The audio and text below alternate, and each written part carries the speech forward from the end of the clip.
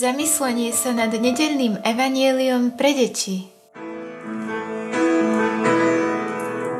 Tvoje slovo je mojím svetlom, aby sa moje srdce svojím svetlom. Žiari mi, ako pochodeň žiari mi, noc aj deň.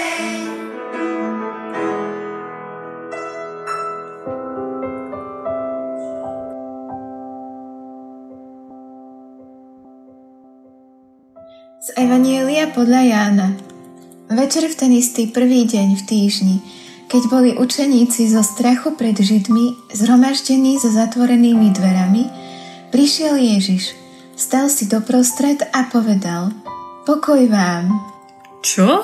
Toľko dospelých mužov sa zamklo v izbe? Nie som teda jediný strachoput. Super! Jasné, že nie si. Učeníci boli ako my. Báli sa, lebo zrazu nemali pri sebe Ježiša tak, ako boli zvyknutí. A báli sa, že ich Židia zabijú tak, ako Ježiša. No veď ale bola tam s nimi aj Panna Mária. Áno, ona ich povzbudzovala, aby sa nebáli a modlila sa spolu s nimi. Robila to, čo robí aj teraz.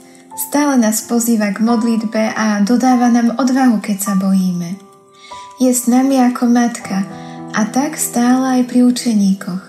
No dobre, rozumiem, lenže ako Ježiš prešiel cez zatvorené dvere, alebo čo prešiel cez okno, alebo komín? Ježiš je Boh a po zmrtvých staní išiel k Otcovi do neba.